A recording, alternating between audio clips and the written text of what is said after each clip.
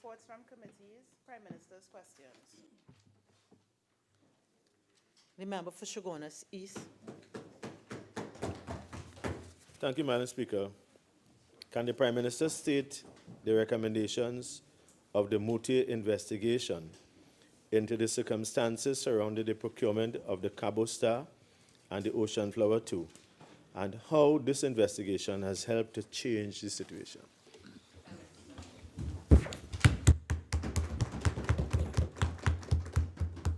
Thank you very much, Madam Speaker. Madam Speaker, I'm sure that it is common knowledge that the Muti report has been made available to the Parliament by way of the Parliament's Joint Select Committee, which was looking into this matter. And that being so, this has been available for a few months. And I would have thought that my colleague would have familiarized himself with the contents of that report. And one of the first things he would have seen, very carefully taken, is that the Muti report was not required to make any recommendations because it was not an all-encompassing inquiry. And therefore, no recommendations were requested and none were made. Secondly, Madam Speaker, the Muti report identified, as requested, the documentation and the facts surrounding the procurement of these two vessels. And what the report would have shown and what the government has gleaned from the report, and the country should glean, is that the procurement process at the port with respect to the acquisition of this vessel, the Cabo Star, involved corrupt practice. As a result of that information contained in that report by documentation and by inference, the government is satisfied that the board of the port was denied pertinent information in a deliberate way so as to facilitate the selection of the Cabo Star, and that the price paid could have been influenced by those circumstances. That is a matter which the government has made public, and I stand by that.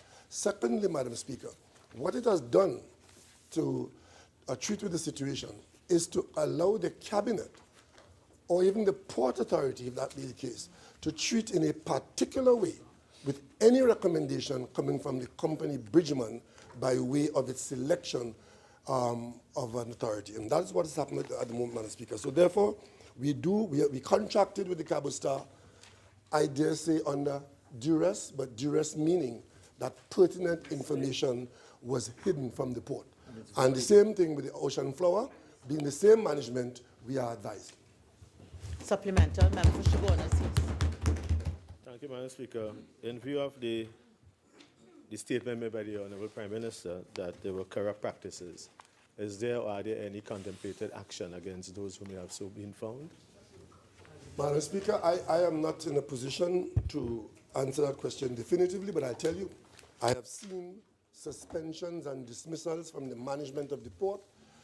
Some of it are consequential upon these processes, and I do not advise myself in the matters of law, but I do know as a layman that fraud goes to the root of all contracts, and the contract with the Cabo Star, I expect that the public interest would be pursued with respect to that contract, and particularly with the price being paid and the selection of that vessel.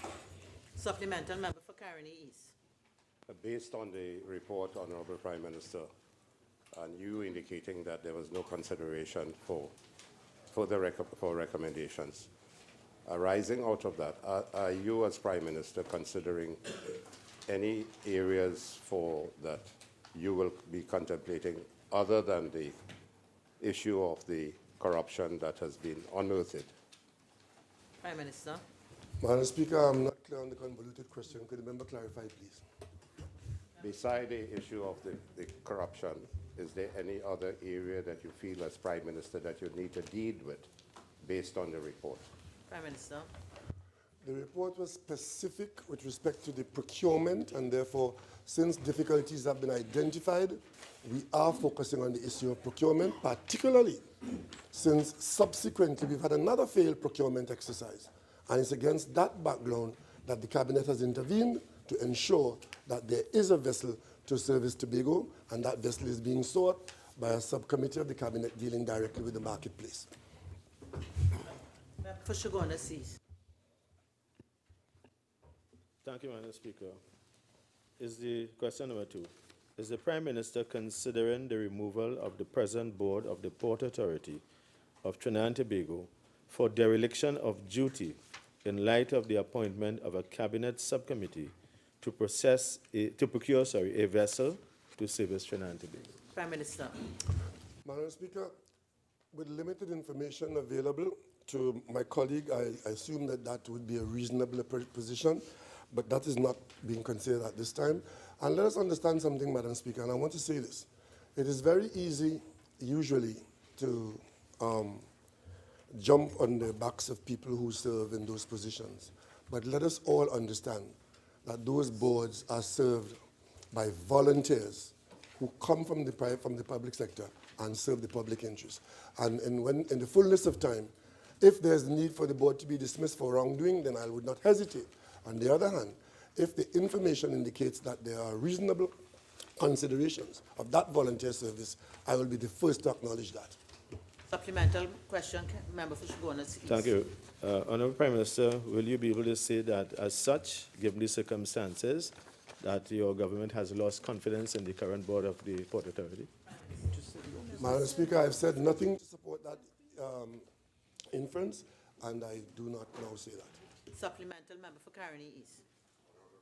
Do you think it is satisfactory and appropriate for Cabinet to appoint a 4-member committee to look at the procurement of these vessels rather than sending it to the Central Tenders Board, etc., if you do not have the confidence in the port? Prime Minister. Madam Speaker, if I didn't think it was satisfactory and appropriate, I wouldn't do it. Member for Point-a-Pear. Thank you, Madam Speaker. To the Honourable Prime Minister, in light of Trinidad and Tobago being named as one of the 17 tax haven countries by the European Union and has consequently been blacklisted, what measures or steps will government be adopting to rectify this development under this government's watch? Prime Minister. Madam Speaker, yes, this is the outcome of inactivity of the government of Trinidad and Tobago. But let me just say also that these are all members of Global Forum. We, Trinidad and Tobago, at this time, do not report to Global Forum. So therefore, do not report to the Council, right? And this matter has been comprehensively dealt with by the authority in Trinidad and Tobago, the Attorney General. But let me just say what has happened here. For clarity, Trinidad and Tobago chose in 2011 to subject itself to Global Forum oversight. And in 2014, reinforced that position, but did nothing to put us in a position to execute that commitment. And therefore, now that we are being lumped with those who are in that basket, what is not being said is that in the last 24 months, this government has done yeoman service in trying to bring us to a position to avoid these kinds of labels. Exactly. So I'm happy to hear that my friends on the other side are interested in our collaboration, but the information as presented here is not accurate, and is not an accurate reflection of our status. Member for Caroni Central, supplemental. Yeah, supplemental to the Honourable Prime Minister. Are there things on the agenda now that the government is pursuing to ensure that we are delisted from the blacklist? Prime Minister. The answer is yes, Madam Speaker, and the Attorney General addressed this matter twice in recent moments and in recent weeks, and I would like to request of my colleagues that it is useful to pay attention to what the government says. What the government said in the last 3 weeks and the last 2 weeks would make it a comprehensive situation that we are on top of this. There are things to be done, and the Attorney General has made a lot of progress with respect to our qualification. Member for Point-a-Pear. Thank you, Madam Speaker. Question number 4 to the Honourable Prime Minister. In view of the Petrotrin's internal audit report on the fake oil scandal involving ANV Oil and Gas, and which was supported and confirmed by 2 reputable global auditing firms, could the Prime Minister indicate whether his government intends to immediately suspend the ANV oil and gas contract and refer this matter to the fraud squad for a criminal investigation? Prime Minister. Madam Speaker, I notice that members on the other side are particularly excited about this matter and very previous about it. I simply will want to say to members on the other side that this country is run in an orderly fashion. And I would like to ask my colleague on that, what would you say if the board of an authority is dealing with my matter under serious legal advice and is pursuing investigations, both its internal audit, its external auditors, and then the cabinet comes in or the Prime Minister comes in and exercising authority it doesn't have. The Prime Minister and the cabinet have no authority to enter any contract at Petrotrin. That is a matter for the board. Contracts in Petrotrin are a matter for the board. If you want to ask my view on the matter, that's a different story. But don't ask me to fire anybody in Petrotrin in a contract. I have no local standard in there, nor does the cabinet. And if the cabinet jumps into that matter prematurely, you will be the first one to accuse the cabinet of misconduct. Supplemental, member for point of order. Supplemental to the Honourable Prime Minister. Can I get your views on this matter then? Prime Minister. Madam Speaker, my views would be guided by the information and the views coming out of Petrotrin by way of its position, of its inquiries, its advisors, and its actions. And I simply want to point out to my colleagues on the other side, it is a board that is appointed by this government with a mandate to treat with all aspects of corruption in Petrotrin that found this matter and has dealt with it in the most best practice way. I don't know what you all are advocating. Petrotrin is investigating its business in the best possible way under sound legal advice. What exactly are you advocating? Stop our own investigation. Supplemental.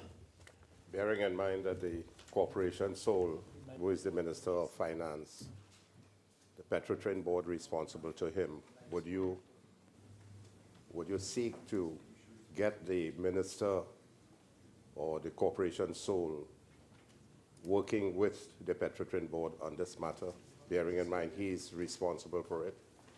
Madam Speaker, that is precisely what is happening. There's a cabinet, there's a minister, there's a board. This matter is being addressed in the best possible way. My colleagues on the other side are very anxious for an outcome that they believe is damaging to somebody. But let me remind them, Madam Speaker, that when there was an audit at National Gas, the auditors were fired and we never heard a thing about it after that. But now all of a sudden they want the government to jump into a process, and we are not doing that. We will await the outcome of the process so that when action is taken, the action could be defended in a court of law if it is challenged. Supplemental, member for Caroni. What time frame do you envisage? I know it's difficult, but what time frame that is reasonably appropriate for the conclusion of this matter? Prime Minister. Based on the legal Madam advice. Speaker, I'm in no position to answer that question because that matter is entirely within the purview of the operations of Petrotrin that is being handled by a responsible board that is handling it responsibly. And I get the impression, Madam Speaker, that my colleagues are disappointed that the matter is being handled properly. Member for Naparima, supplemental question. Prime Minister aware that the line minister gives general policy directives to the boards, and this is the existing best practices. And in that context, the minister is a member of the cabinet, which you lead. Of course, I'm aware of that. And that is precisely why the minister will give no directive to derail the process. Member for point of order. Thank you, Madam Speaker. Question number 5 to the Honourable Prime Minister. Given the outstanding VAT arrears owed to the business community by the government, amounting to approximately 5.5 billion, could the Prime Minister inform this House when this issue will be addressed and promptly settled? Prime Minister. Madam Speaker, this matter of the repayment of VAT to the business community is a very vexing matter, and I am sure that members on the other side will realize that 6 billion is more than 5.5 billion. We have been addressing this matter and reducing the amount of money. And of course, as part of the overall management of the country's finances, we'll make every effort to ensure that the VAT returns are paid in a timely manner, as we make every effort to collect the 6 billion outstanding VAT as well. Member for Coover South. Thank you, Madam Speaker. Could the Prime Minister inform this House of the status of joint police army patrols in the constituency of Couva South and the wider country? Minister. Madam Speaker, the joint patrols where they exist, whether it's in Couva South, East, North, or West, those units are responding to the state of play in those communities. And as far as I'm aware this morning, the patrol in Couva South is functioning normally. Member for Couva South, supplemental. Thank you, Madam Speaker. Mr. Prime Minister, taking into consideration that Mr. Dwayne Calendar, Chandrauti Hiralal, Nishad Radhe, and Pandit Sunil Rakbir Singh were all constituents of Couva South, were murdered in the last month, and as head of the National Security Council, do you have the records from the Commissioner of Police and the Chief of Defense Staff as to when did a joint army police patrol last take place in the constituency of Couva South? Madam Speaker, if my colleague from Couva South believes that the Prime Minister has that information, he obviously doesn't understand the structure of administration in this country. Member for Couva South. Thank you, Madam Speaker. Could the Prime Minister inform this House when specific legislation to address sexual harassment in the workplace will become part of the government's legislative agenda? Madam Speaker, I expect that given what is happening around us, local, regional, and worldwide, that such a development will take place. And when it does take place, Madam Speaker, I trust that my colleagues on the other side will join us and support it. Because as a father of two women, I would not want the workplace to remain the way it is, where members who go as far as to find themselves charged for rape get themselves elected without let or hindrance in this country and become the heroes, whether it's in the labor movement, in the political arena, or anywhere else in this country. So I expect that it will come sometime. Maybe you can bring the motion, and we will support it. But if you don't bring it, we will bring it, and I hope you will support it. Supplemental member for Couva South. Given the Prime Minister's commitment, Madam Speaker, is the Prime Minister prepared to relieve Mr. Raul Balgobin as the chairman of the board of Angostura? I'm not going to permit that as a supplemental.